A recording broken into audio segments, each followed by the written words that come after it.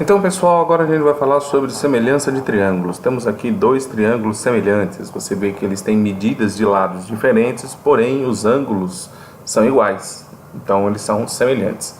Então, vamos ver algumas características que você pode usar da semelhança de triângulos. A primeira que eu vou usar, a gente vai usar aqui no posto de uma calculadora, eu vou dividir o lado do triângulo maior pela sua base, um dos lados pela sua base. Então eu dividi aqui o lado entre o 78 e o 48 graus e a base entre 48 e 54 graus. Dividi e cheguei a esse número.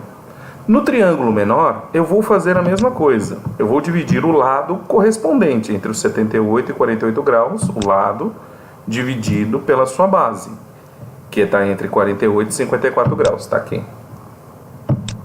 Notem que nós conseguimos o mesmo resultado. E olha, ao a gente alterar os valores, a gente altera o triângulo, a igualdade se mantém. Se mantém. Olha que bacana. Agora eu vou fazer diferente. Eu vou dividir o lado do triângulo grande entre 71 e 45 graus e vou dividir o lado do triângulo pequeno entre 71 e 45 graus. Ou seja, eu estou dividindo o lado correspondente por lado correspondente. E vou colocar o resultado aqui. Veja que é outro resultado. E agora eu vou dividir o lado oposto entre 71 e 45 graus, dividido pelo lado oposto, entre 71 e 64 graus. E vou colocar o resultado aqui. Notem que o resultado é outro, mas a igualdade se mantém. E quando eu faço a alteração, veja que ela fica constante. Então, se você dividir o lado do grande com o lado do pequeno, base do grande com base do pequeno, ele mantém uma constante. O outro altera o resultado, mantendo a igualdade. Vou fazer o inverso agora. Eu vou fazer a base do pequeno dividido pela base do grande. E vou colocar aqui, ó.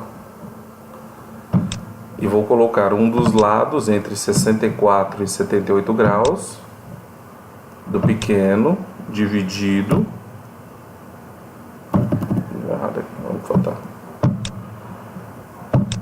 A base entre 64 e 78 graus dividido pela base correspondente entre 64 e 78 graus. Tá. E tá aqui.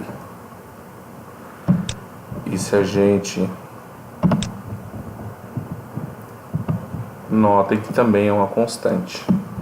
Então, quando você divide, tanto faz do grande para o pequeno, ou do pequeno para o grande, do grande para o pequeno, do pequeno para o grande, os lados correspondentes, os resultados eles são constantes.